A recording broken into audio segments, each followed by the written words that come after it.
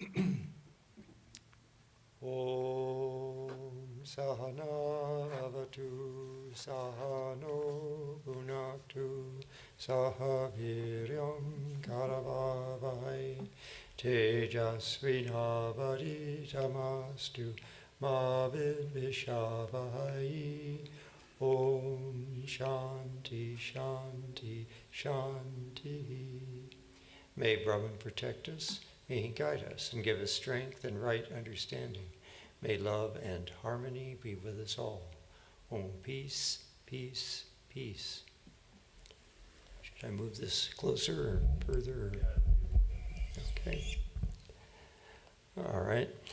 So we're reading from the complete works of Swami Ramakrishnananda about the pastoral Sri Krishna. And as last we left our Sri Krishna, he had been playing his flute inspired by the beauty of nature on a beautiful autumn night, and in so doing he ended up attracting all the women of Vrindavan. They're always enchanted by his spiritual presence and his ecstatic beauty, and now also the beautiful sounds of his flute. And so they all just dropped all their duties to all of their different family members and came rushing. And so then Sri Krishna had to rebuke them, saying that they shouldn't neglect their duties. So this kind of illustrates two different things. First, the intense love that the bhakti path tells us to develop for the avatar, but at the same time, not to neglect your duties to others, because you need to see the Lord in all of those people as well and serve them. And we're going to have another lesson here tonight that these shepherd girls need to learn. All right, so Atma will begin to read.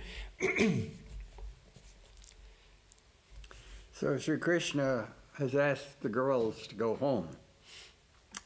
At this, the shepherd girls began to weep. And then, with a little indignation, the outcome of unrequited love told him, "Oh, beloved, how can it be possible for us to return to our homes? All our senses have been enchanted by your sweet person, the abode of divine beauty. Our whole soul has been centered in you. You've stolen all our powers of devotion, and now you ask us to go? How can we go at all? It's impossible to recede a single step from your fascinating presence. Can a bird fascinated by the glowing eyes of a snake go back to her nest? Why, she will die in the mouth of the viper. The very idea of returning home at the time is simply impossible for her.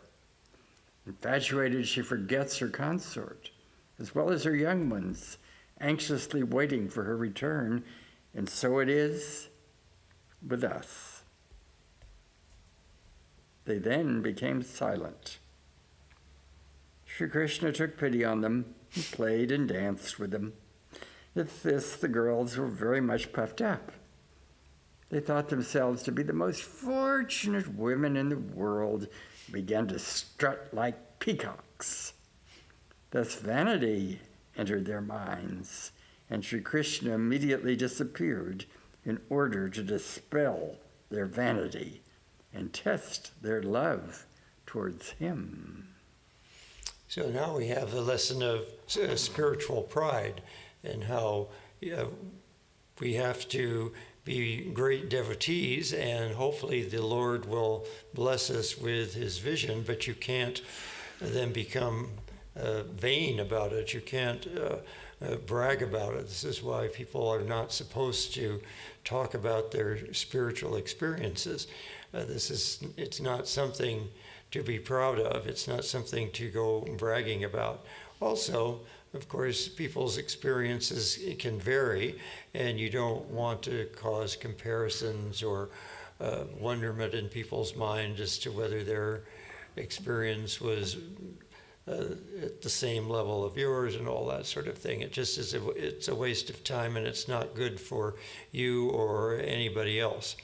So we keep these kinds of things a secret, and we don't want to develop a spiritual pride. Spiritual pride is one of those sattvic ego problems that people can develop that is just as bad as some other ego problems. So let's read on and let's see what happens to these helpless gopis. When the helpless gopis found out that their vanity had cost them their own beloved, they became actually mad. And as all other ideas had vanished from their minds, save that of Sri Krishna, they lived, moved, and had their being in him alone. All their thoughts, therefore, naturally dwelt upon his doings, and their vanity had cost them their own beloved. They became actually mad, and as all other ideas had vanished from their minds, save that of Sri Krishna, they lived, moved, and had their being in him alone. All their thoughts, therefore, naturally dwelt upon his doings and personal beauty and strength. Why, some gopis even identified themselves with their beloved and thought themselves Sri Krishna, and caught hold of and pulled some others, thinking them to be demons sent by Kamsa. In this way, they enacted the manners and doings of their beloved, forgetting their homes, relatives, and children.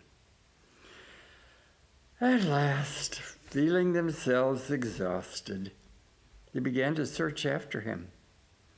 They began madly to ask the earth, the trees, the plants, the flowers, whether they had seen their dear one.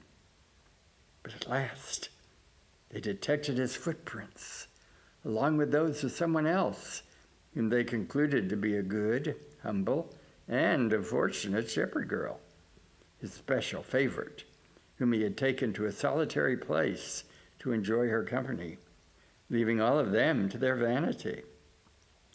After searching for a while and guided by those footmarks, they heard and descried a girl weeping loudly at some distance.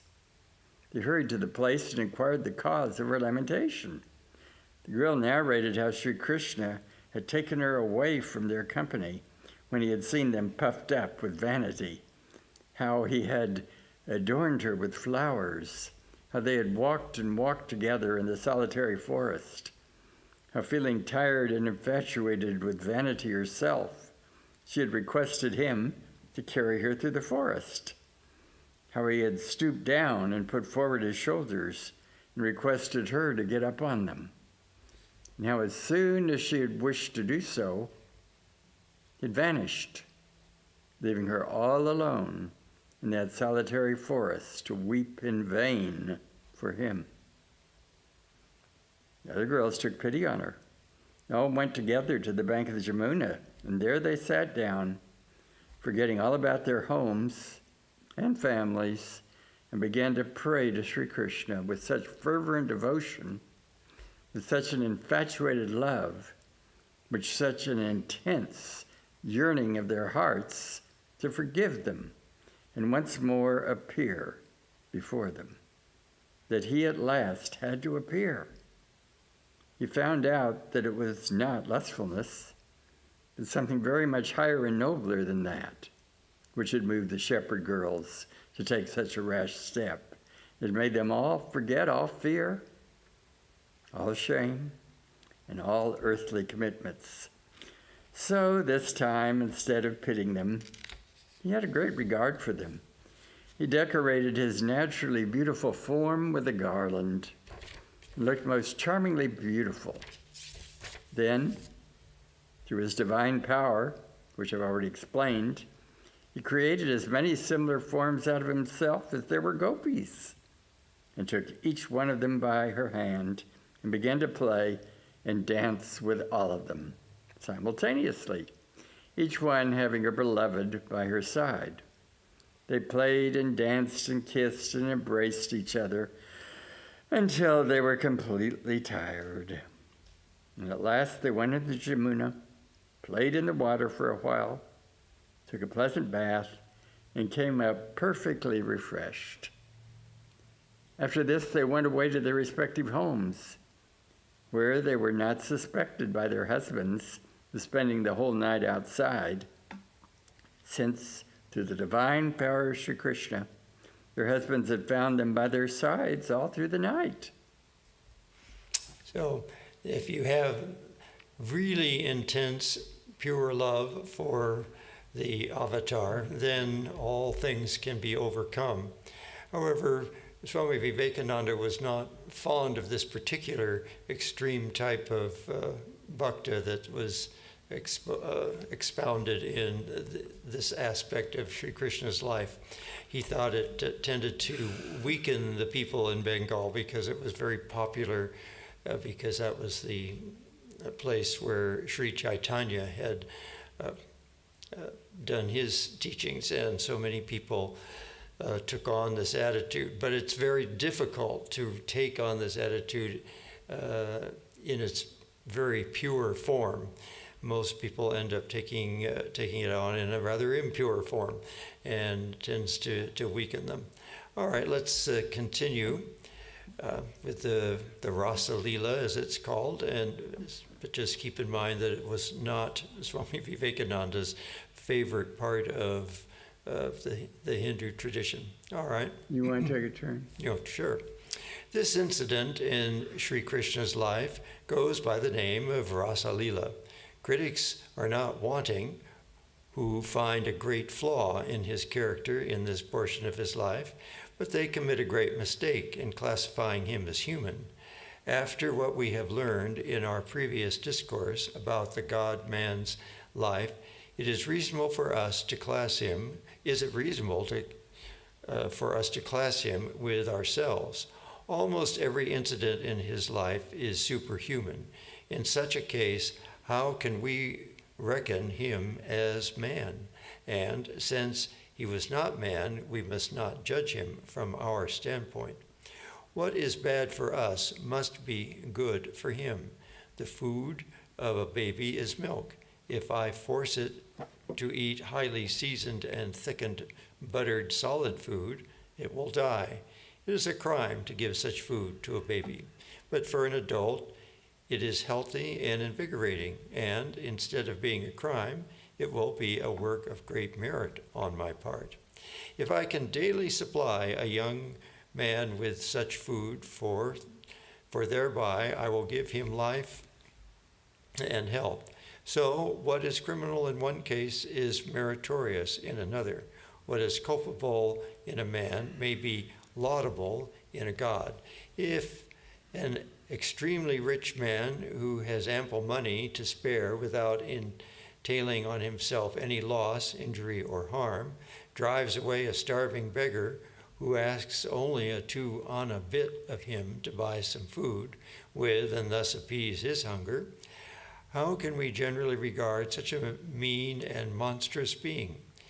We never condescended to utter his name even, so hateful and detestable he appeared to us. If Sri Krishna had not met the intense cravings of the shepherd girls, which, while he possessed ample power of meeting all such demands, which was almost nothing to him, he would have been similarly blamable for his heartlessness and cruelty. We have seen how worldly charm had no influence over him, how indeed of being a slave to his senses, instead of being a slave to his senses, he was master of them. The great sage Sukadeva described him as aptakamaha and atmaramaha, that is, having no want, or perfect and finding a sole enjoyment in his self and self alone. Such a being could never be affected in any way by associating or coming in contact with all sorts of temptations, since they had lost all their charms for him. As the god Rudra can digest all kinds of poison as fire can burn down all things, similarly the mighty shepherd boy of Sri Vrindavan, by his superhuman power, could trample down all temptations without any effort. But a man or a woman should not imitate Rudra in taking poison, so he or she should not imitate Sri Krishna in so freely mixing with the youthful beauties of the other sex, who should be regarded by him or her as so many poisoned udders, which are always very charming and harmless to see at a distance. A charmer like him can get no injury in freely playing with them, but ordinary people, if they even attempt to do so, are sure to die at the very outset. So that's the general warning, that is, you can't try to imitate an avatar in some of these respects, because you're not an avatar and you don't have the same power of detachment. So that was the difficulty that Vivekananda wanted to warn people against, and Swami Ramakrishnan is echoing those sentiments. All right, well, we have another mammoth paragraph coming up. Do you want to tackle it? Yeah, we could split it. Yeah, all right. I hope these considerations have amply proved that it is death for a man to imitate the doings of God. We should always abide by the lessons they teach. In the Taittiriya Upanishad, among the counsels given by the sage to his disciples, beginning from tell the truth, do your duties, etc., we find this advice also. You should follow those examples of ours which will do you good and not others. Those who have gone beyond all material or earthly convictions have no law, mandatory or prohibitory, to bind them. As long as a man has any connection with society, he's bound to obey the laws of it. The simplest form of society is what is composed of two individuals. And even in such a society, one individual must have to respect the feelings of the other, although very few may be the restrictions in such a case. As the society becomes more and more complex, or composed of various individuals with diverse tastes and sentiments, the restrictions increase more and more in number. A member of such society must have to obey all those laws that are intended for its good, such as morality, civil, and criminal codes, hygienic laws, etc. Since a real sage has gone beyond society, he can be restricted by no law, being perfectly free. Even if he be in society, it can have no place in him, as water can never find any place in or moisten the lotus leaf, although it has been there ever since its birth. Hence, he should not be regarded as a member of society, although he may be in it, and we should not judge him from our social standpoint. Although Sri Krishna was immersed in the company of young ladies, still none of them had any place in him. Such great beings doing, do not, eating, eat not. Someone may here step forward and say that it's a very easy thing to be a sage. By leading a reckless life, any man may become one. These people commit a great mistake. We can never accuse the true sages of leading lawless and therefore immoral lives. Rather, they are the personified images of morality. For what is morality? When a man's desires and appetites do not go beyond a certain limit, we call him moral. These sages have altogether no desire or appetite. How can it be possible for them to be immoral at all? There's a chance of a moral man sometimes becoming immoral, as he has not given up his desires, which are apt to tempt and bring down even a God from heaven. Is it then a wonder that however morally strong the Son of Man may be, he's never proof against temptations? But as darkness can never approach the sun, similarly temptations can never approach the real sages, who are far greater than gods. A man should follow a great man for being a man. All his ways must be human, and not superhuman. Therefore, instead of being harmful, the imitation of such men will do ample good. You want to take it? But in the case of, there's just a couple lines left, but in the case of those people who can in no way be regarded as men, we must not follow them in all their ways, for that will be harmful, nay, sometimes fatal to us. So again, it's just the same warning here that, and again, we have to remember that these Puranic stories are sometimes just that. They're just stories to elaborate different spiritual points, and they may not have actually happened exactly the way they come down to us in the scriptures, because a lot of times they get mythologized to emphasize certain points and so forth. So in this particular episode, we saw the extreme devotion and saw examples of how the extreme devotion can manifest, and how, if you really want to realize God and be with God, you do have to give up everything. But if you've already committed yourself to a family life and you have family responsibilities, you have to then spiritualize those responsibilities and see God in those people that you're serving. So you can't just take this too literally, that you're just supposed to throw all your duties aside and decide to do nothing but worship God, because as Sri Krishna rebuked the young maidens, that they should not have regarded that. And then he, of course, had the power to make it seem like they hadn't neglected any of their duties. Well, most of us, we don't have that power.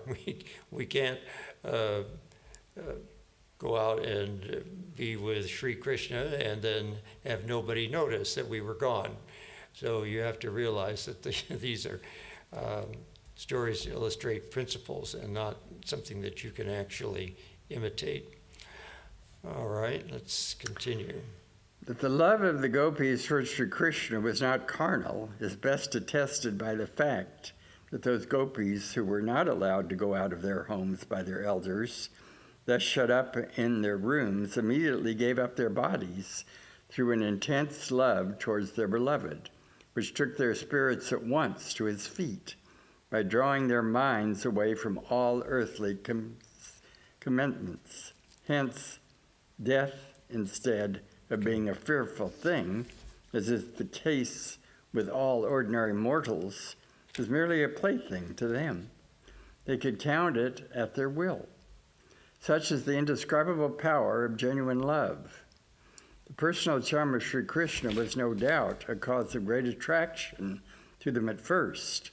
But this very thing served to make them totally unmindful of themselves and ultimately took them away from all their bodily concernments. Can we style such a love as carnal? Yeah, so this is, again, you have to realize that this is divine love that they had, because Sri Krishna was not an ordinary mortal. He was an incarnation. So his attraction was superhuman. And we saw examples of that in the life of Sri Ramakrishna as well, where some of his disciples, the families didn't approve of their sons going off to see this person whom they thought of as a mad person. You're going off to see that crazy guy over in Dakshineshwar. And they discouraged their children from going. Then there were some other exceptions who had also visited Sri Ramakrishna earlier and knew that he was a special incarnation, an extremely spiritual person, and encouraged their sons to go see him. So we have to keep all of these things in mind. All right, let's continue. Some people want to look upon the whole of Rasa Lila as an allegory.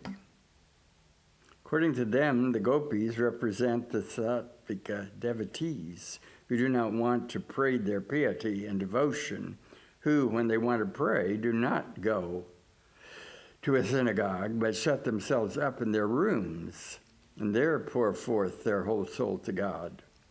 They do not allow others to know anything about their devotion. And their devotion and these people constantly take them to be common men of the world.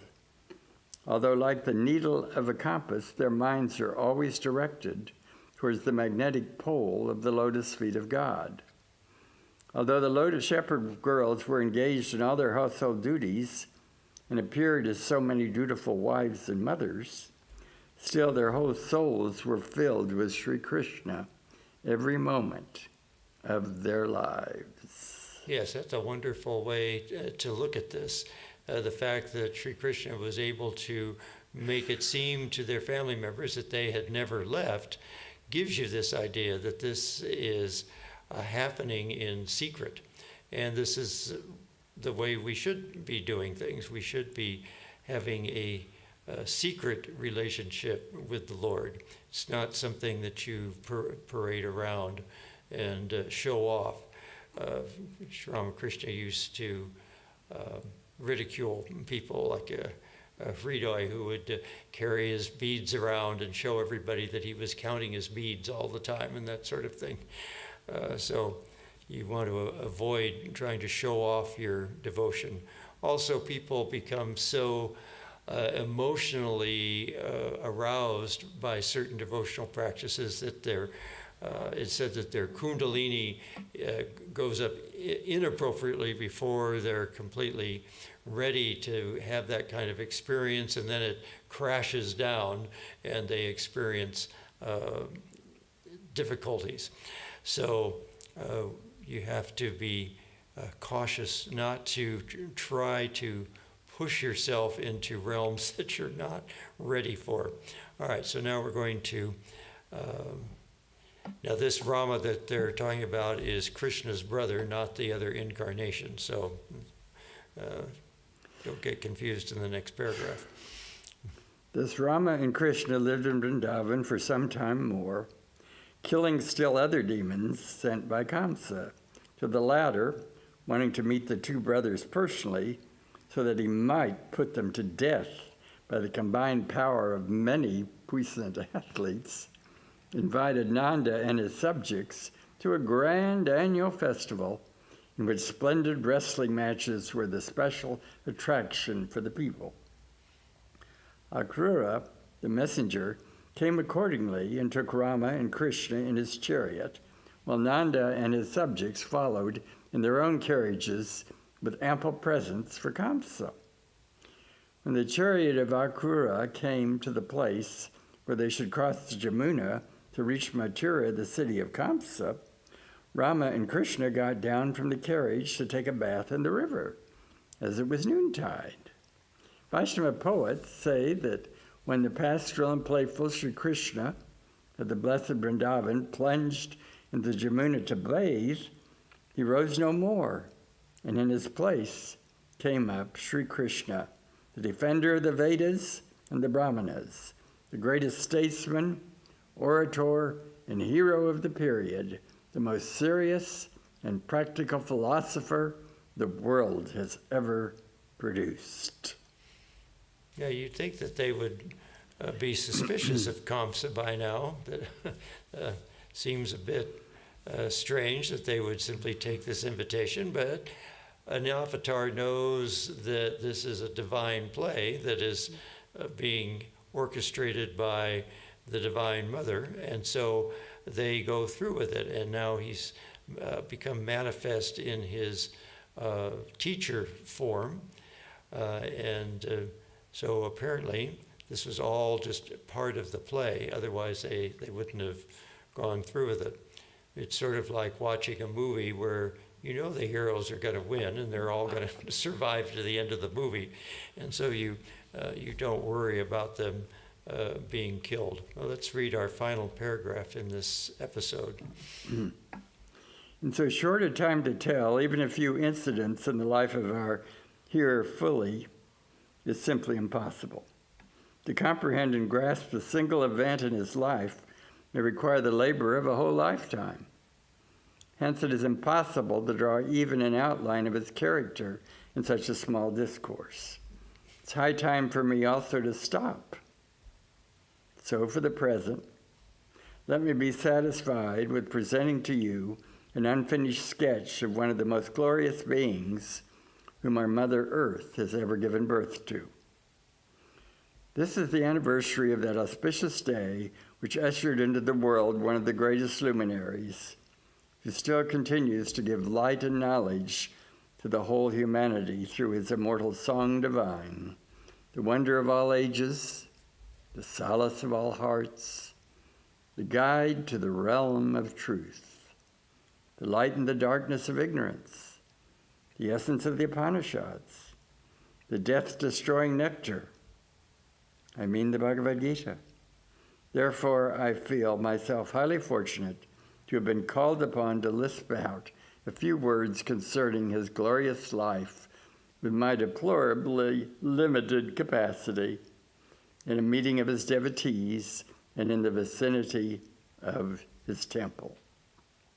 May he send us his ever-fruitful blessings forever, and may we never forget his holy feet. Om Tat Sat. Yes, when you consider that the Mahabharata is probably the longest epic ever written, and that's just part of the Sri Krishna story. You have the whole Srimad Bhagavatam, and then the other scriptures that cover the end portion of his life when he becomes the king. You realize that there are an awful lot of stories about Sri Krishna, and the important part is to take them symbolically, and if you're following the devotional path, it gives you ideas about how to cultivate that devotion appropriately. All right, we have almost another 15 minutes so we can get started on the next chapter in Sri Krishna's life. This is the Kingmaker, Sri Krishna. Necessity is the mother of invention. It's a very old saying. Indeed, when we are in extreme need of anything, the intense desire thus created in us finds out a way to its fulfillment. And the man or the woman who is fortunate to discover or invent that way first is held in very high estimation by the whole of humanity. Hence, people who regard this world and its concerns to be all in all give all those honors to worldly men and women which the pious men give to God. Columbus, James Watt, Franklin, George Stephenson, Edison, and many others command more respect in the West from many than even God himself. For very few can believe in things which transcend the senses, such as afterlife, eternity, God. But however the scientific positivist may overlook the theological side of the phenomenal universe, there is an innate faith in almost all men and women in a being who transcends, rules over, and guides all phenomena. Although sometimes materialism or worldliness confines the views of the denizens of this planet to the earth and earth alone, it has no power to obliterate the nature of man, which always aspires after life and bliss eternal, as well as after perfect knowledge of all things, and whose immense appetite can never be appeased by anything short of them. Even an idiot hates to be known as such, always wants to pass as one in no way inferior to his neighbors. No man hates anything so much as death, and no man wants to be miserable. This clearly points out the nature of every human being, which is eternally blissful and omniscient, or Sat Chit Ananda. So it's kind of a potpourri of ideas thrown together here in this introduction. But the general idea is that in spite of materialism becoming a predominant preoccupation of many people's minds, And at that point, not just the West, but it was beginning to spread into India as well. In spite of all that, people will eventually realize that there's something lacking in their lives because their true nature is Satchidananda. It is one with the divine. And so they will eventually begin to seek after those less obvious aspects of life. The obvious aspects of life is this material world, the material world of Maya. But eventually, it's like going to a magic show and you could just be entertained, or do you want to find out how the magician is doing it? And eventually, that's what happens. We want to know what's behind this universe. Or like the Wizard of Oz, you want to see the wizard himself and not just hear all his theatrics that are going on with the lights and the smoke and the thunderclaps and so forth. So, I think I'll read a paragraph. Now, if man is essentially eternal, he can have no connection with the body, which has a beginning and an end. If he is eternally blissful, he must have nothing to do with the body again, which, being permeated with nerves, brings about both pleasure and pain. If he is all-knowing, how can he be confined in a body, as the objects of his knowledge are scattered all over the infinite space, and as in order to know them, he must have to come in contact with them, so he must have to be unconfined or limitless. This reason has carried us so far as to show that the real man must be without any form and hence without any name. And of course, it's been shown through neuroscience that many of the typical spiritual practices, such as centering prayer or Buddhist or Hindu meditation practices through the like the aphorisms of Patanjali, practicing all those kinds of disciplines, they actually do quiet down the parts of the brain that make you feel separate from everything else. And so the reason meditation is effective is that this confinement to the body is reduced. You begin to feel more connected to the entire universe. You feel more interrelated with all beings as well as the entire creation. And that's one of the goals, because we don't want to feel that we're simply a body and a mind and confined in this way. All right, Atman, you want to read one more paragraph or maybe two? Oh, wow, this is another infinite one. Talk about being infinite. Okay, how about half of this one? But whatever reason may tell us, we are born with the idea of form and name, and all the people of the world deem these to be indissolubly connected with them. It is not strange, therefore, that every man and woman thinks himself or herself to be 3.5 cubits in length, made up of bones, muscles, flesh, blood, brain, and the nervous system. The infinite has shut itself up in a nutshell and deems itself to be as such. It has become a man or a woman. The man thinks that his capacities are few and limited. His mind can contain only a few ideas. His body can carry only 40 pounds of weight or so. Can you convince him by way of argument, however cogent and irrefutable that may be, that he is infinite? Even if he understands, does he like to give up his conviction that he is a bodied being? No doubt body gives him pain. Sometimes it gives him pleasure also. It is by means of his body alone that he can regard the beautiful girl there as his wife, the charming, sweet, and cherub-like children playing on the lawn as his own offspring.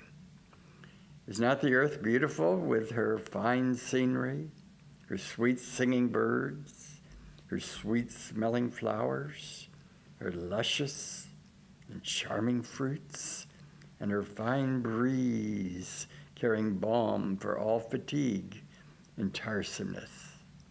And how without a body can all these things be enjoyed? So keep aside your philosophy, O wise, and allow man to enjoy the beautiful. You say that the world is not all beautiful? There is deformity side by side with beauty. Do you know that that stands as a set-off to enhance the beauty of the beautiful all the more? It requires evil side by side with good to appreciate and enjoy the beauty of goodness, for otherwise it would be insipid and unattractive.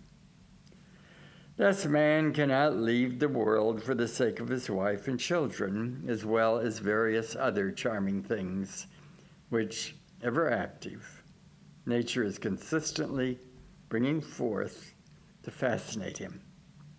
He's been charmed by nature. Therefore, he can easily swallow without grumbling all those bitter doses which she makes him incessantly drink, along with occasional doses of pleasure, which she offers him with a niggardly hand. But the man does not know the deceit till too late, when death comes and knocks at his door to give him the unexpected and sad warning. It is time that he should take his last farewell from all those whom he has been thinking as his nearest and dearest friends on earth. You know, through the looking glass, Alice finally realizes that everything that she's been experiencing is just really silly. She found, at the end, she says, "This is the silliest tea party I've ever been to," and she then ends up getting out of her dream state. And so this eventually has to be our fate, is that we have to live lives and experience all sorts of things. And Swami Atmavidyananda used to say that people that have come to the state that we are in now, or coming to Vedanta and trying to lead spiritual lives, is that we've already experienced all sorts of lives. We've experienced lives being rich and being poor and being famous and being a nobody and being sickly and being healthy and so forth. And so pretty soon you just get tired of the game. It's like having to play checkers for ages. Eventually you get tired of checkers. And so eventually we get tired of all these things in the world, and we seek the truth within. And going back to the Wizard of Oz, you know, the Tin Man was made out of tin, the Straw Man was made out of straw, and Dorothy was made out of meat. Well, of course, she wasn't made out of meat. Her true self was beyond all of that. And she also finds at the end of that she has powers that she doesn't know of to go home. Well, spiritually, going home is to go back to your true spiritual nature as one with Brahman. But of course, the story has to have her going back to Kansas. But the analogy is that she's always had the power to go home. All right, let's continue with this paragraph. To go away from here, why is this not my home? Men only go away from places of sojourn to reach home. Why should I be called away from my home, says the man.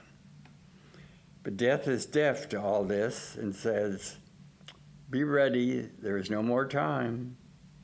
Was this not my home then? The man shudders to think upon it. There's his wife weeping, and the children are looking towards him with bewildered and sorrowful gaze.